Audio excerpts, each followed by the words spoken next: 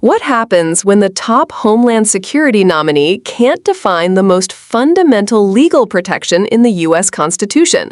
Senator Maggie Hassan wasn't about to let that slide, and her fiery exchange with Secretary Kristi Noem left the chamber in stunned silence. Thank you, Mr. Chair. Good morning, Madam Secretary. Secretary Noem, the White House Deputy Chief of Staff recently said that the Trump administration is actively looking at suspending habeas corpus. Last week you were asked about this, and I want to clarify your position because it's obviously really important to get this right. So, Secretary Noem, what is habeas corpus?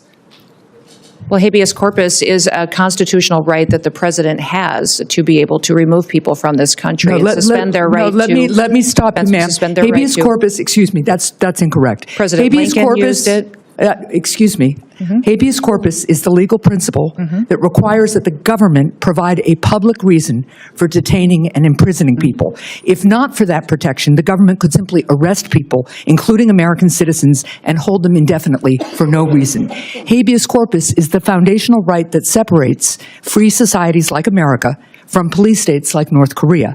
As a senator from the live free or die state, this matters a lot to me and my constituents and to all Americans. So, Secretary Noem, do you support the core protection that habeas corpus provides, that the government must provide a public reason in order to detain and imprison someone? Yeah, I support habeas corpus. I also recognize that the President of the United States has the authority under the Constitution to decide if it should be suspended or not. It has never Let us be clear, though, it has never been done. It has never been done without approval of Congress. Even Abraham Lincoln got retroactive approval from Congress. So I have been asking executive branch nominees a simple question over the past few months. If the president orders them to break the law, I've been asking, will you follow the law or follow the order? I want to ask you a more specific question here.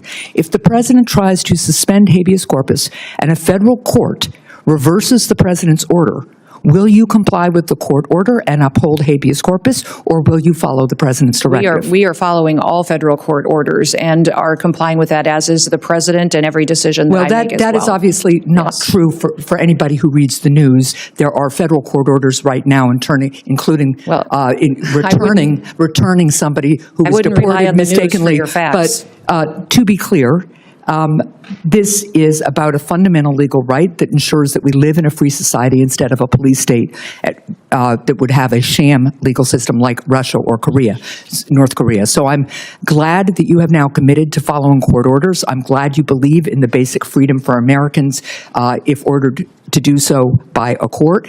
And again, I want just to make clear that it is critically important that even if the president tries to suspend the right of people to know why they've been detained or imprisoned, if a federal court reverses that order, that you will follow that order. And I hope all the members of the administration will, because it's obviously critical that some of the people, for instance, who've been deported by mistake, who didn't get due process, be returned in compliance with court orders.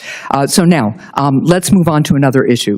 International criminal organizations target Americans with sophisticated cybercrime, including elaborate scams that robbed Americans of billions of dollars, with seniors in the United States losing $5 billion to scammers in 2024 alone. As artificial intelligence improves, so does the ability of criminals to deceive and defraud Americans. With this new technology, criminals can impersonate loved ones, develop advanced malware, or make more convincing phishing messages. How is DHS working to identify trends in illegal activity and ensure that new AI systems have safeguards in place to prevent their use in criminal activity? Yes, we are working extensively through CISA, but in all of our agencies to make sure that we're going after these criminal, nefarious actors. I would say partnering with private industry is critically important so that we have the insight that we need to really understand the tactics that they use and the advancements in software. The AI ability that they have to adjust and to supersede some of our systems is incredible. And so investing in those systems is important, but also having the knowledge and bringing everybody to the table and breaking down the silos between our agencies and our intelligence agencies is important, so we all have the information that we need to get. Well, and that gets me to one final point and question here, because Senator Peters began to ask about it. There's been recent reporting that indicates that the Chinese government installed remote access to Chinese-made power inverters in the U.S., raising concerns that the Chinese government could try to disable parts of our power grid. And you made a comment following up on Senator Peters' question about the importance of not only working with private industry on this issue, as you would also want to work on AI, but also on working with state and local governments on cybersecurity. And can you just talk to me a little bit about how DHS is partnering with state and local governments right now on cyber? Well, that's one of the core critical missions of CISA, is to help those state and local governments harden their systems. We're extremely vulnerable by our weakest link. And so when you have a small state that doesn't have the resources it needs to invest in these security operations, then they're vulnerable to attacks and hacking attempts, and they can access our systems. If they have a contract or a system that interfaces with the federal system, it makes us vulnerable as well. So we are responsible for 10 of the 16 critical infrastructures under the Department of Homeland Security, and making sure that China can't come in and shut down our electrical grid, our water systems, things that people rely on every day for their day-to-day lives is very important. So that's why we need these kind of partnerships, is to make sure that we're secure all the way down to our smallest actor that participates. Well, I appreciate that, and I appreciate working more with you on that. Thank you. Thank you. Senator. What you just witnessed isn't just a simple misstep, it's a glaring red flag. We're not talking about a complex statute buried in legal code.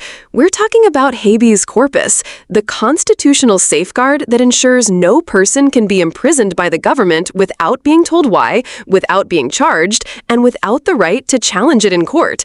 It's not some dusty relic. It's the foundation of due process, enshrined in the very fabric of American law since the founding of the Republic. Without habeas corpus, you could be arrested, locked up, and forgotten, all without a trial or explanation. That's not hyperbole. That's the distinction between a democracy and a dictatorship. So when Secretary Kristi Noem, nominated to lead the Department of Homeland Security, claimed, on the record, that habeas corpus means the president's right to remove people, it's not just incorrect, it's alarming. That's not a misunderstanding. That's a potential green light to tyranny.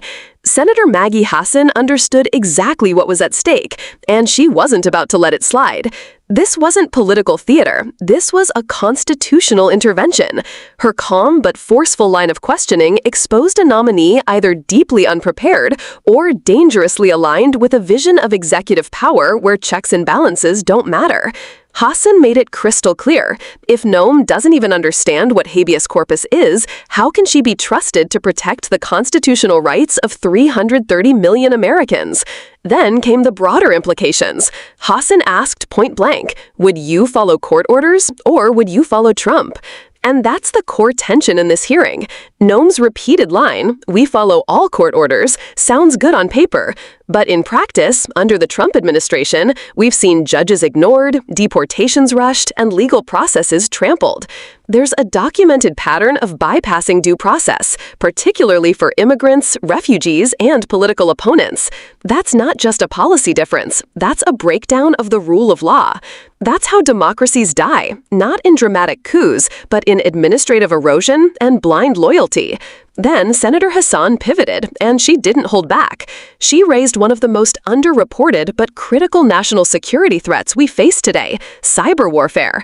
But this isn't just about hackers and firewalls. She brought the conversation into real-world consequences, like AI-powered scams stealing billions from our most vulnerable, especially seniors, and the possibility that Chinese-made hardware is already buried in our critical infrastructure, giving foreign adversaries backdoor access to our grid, our data, and our lives.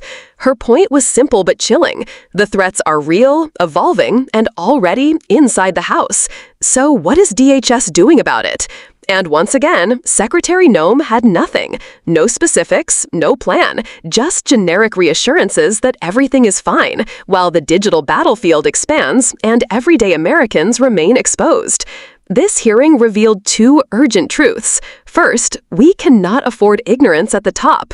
Anyone leading Homeland Security must have a rock-solid understanding of the Constitution and a commitment to uphold it above any president, party, or political agenda. Second, the next generation of threats won't come with warning sirens. They'll come through AI voice cloning, compromised routers, and bad actors exploiting the gray zones of our legal and technological systems. Leaders like Senator Hassan are sounding the alarm, but is anyone listening? If you value freedom, accountability, and truth, don't scroll past this. Share this video. Leave a comment. Do you believe Kristi Noem should have to pass a basic civics test before running a federal agency? And most importantly, subscribe. We're bringing you the moments the media won't show, the truths others bury, and the fight for democracy as it unfolds in real time.